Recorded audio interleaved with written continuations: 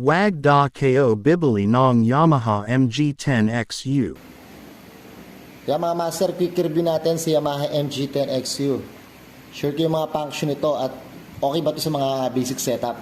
Para to sa mga nagbabalak bumili at gusto pa matuto kung paano gamitin si MG10. So simula tayo master. Bigay din ako ng konting knowledge at ideas, experience ko sa paggamit ito.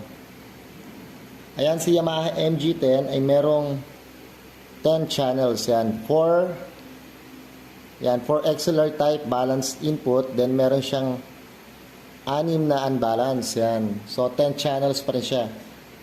Ayun, so nagiging kay Yamaha is hindi siya masyadong mapagbigay sa XLR niya yan. Kukunti ang inputs niya. Although 10 channels siya, 4 lang ang balance. Yan, pero madalas ko pa rin gamitin ito sa mga acoustic setup. Nakakaya nito yung dalawang mic, isang e-drums, isang acoustic guitar. Kaya pag needed, ginagawa ko ng keyboard, yan, nilalagay ko sa 5 and 6 channel, yan. Gumamit lang ako ng ibang connector para lumabas siya ng left and right. Yan, sa mga susunod na video, ituturo natin kung paano ginagawa yung wire na yan, yung connector na yan. Yan, ano bang meron kay MG mga master? Ayan, nawala sa ibang mixer, yan. Siyempre yung compressor limiter, yan. Meron siya compressor limiter sa 1 and 2, yan. Madalas niya ko ini-input yung mic. Ang function ni compressor limiter ay kinocompress niya yung overpower na pumapasok sa channel. Madalas nito sa mga vocalista na masyadong malakas ang boses. Ayan, meron din siyang HPF yan. Yung HPF sa mga hindi pa nakakalam at baguhan, siya yung high pass filter kung tawagin. Ayan, ang trabaho nito ay palabasin yung low frequency. Pinabababa niyo yung low frequency from 80 Hz to 120. Makakatulong ito para mas ma-enhance at mas mapalinaw pa natin yung boses. Yan. Pero madalas hindi ko na siya ginagamit sa mga instrument. Sa boses ko lang siya ginagamit. Meron din tong PAD yan, pad. Ang trabaho nitong pad ay nire-reduce niya yung input ng gain channel para maiwasan overloading, clipping, distortion at noise. Kasi madalas na nagki-clip pag sobrang malakas yung mga nakalagay na instrument na kagaya ng e-drums, keyboard, guitar. Pero syempre, pinaka-safe, gamitan pa rin natin siya ng direct box. Yan, kung meron naman. Pero kung wala, yan, doble ingat tayo. Meron din tong phantom power, yan. Saan ba ginagamit si phantom power sa mga baguhan ulit? Si phantom power ay ginagamit sa mga condenser mic, sa mga microphones at instruments na kailangan ng plus 48 volts. Meron din tong USB input, yan. Meron siya sa likurang saksakan ng USB, then dito siya nakokontrol.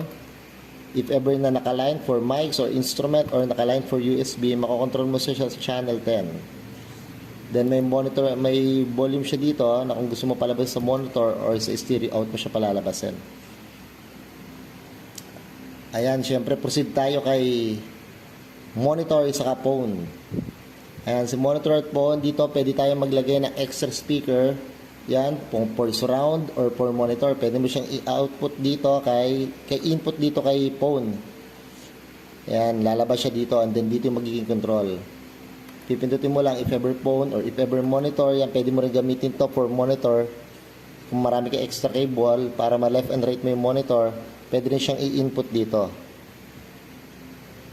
Ayan, then kung may mga effects send yan or pwede mong gamitin to for effects send kung may mga iba kang effects na gagamitin.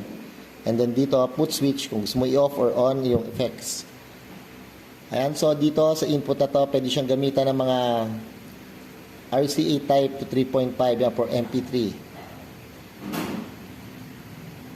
Ayan, so ayun yung mga function ni Yamaha. Bago syempre itong effects. Ayan.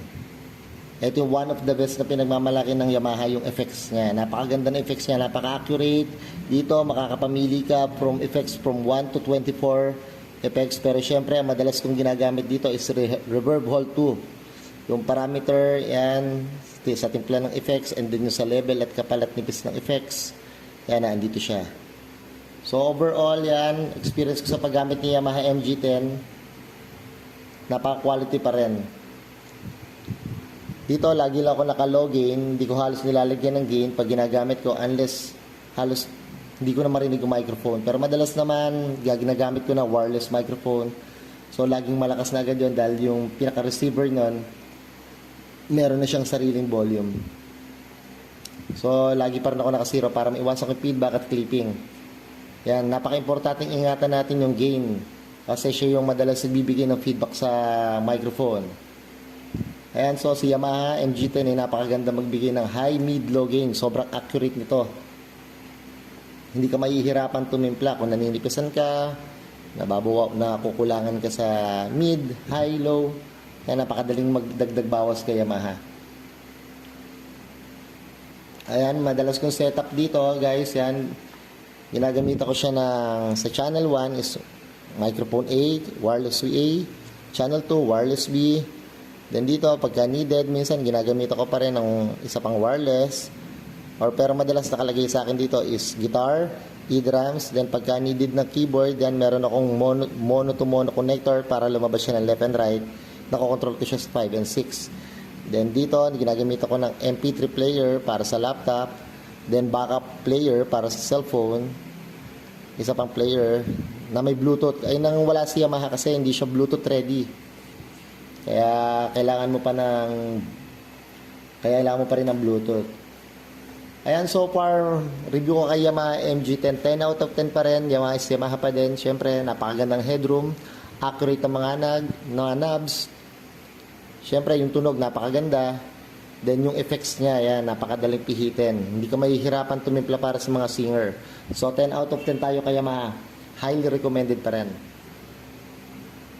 Ayan guys, shoutout natin nga pala Laguna's finest group of musician. Yan, marami tayong mga may map friends dyan. Ayan mga master, like, follow, and share para sa mga susunod na video natin. Magkakaroon tayo ng part 2, ide-demo natin to si Yamaha. Salamat guys!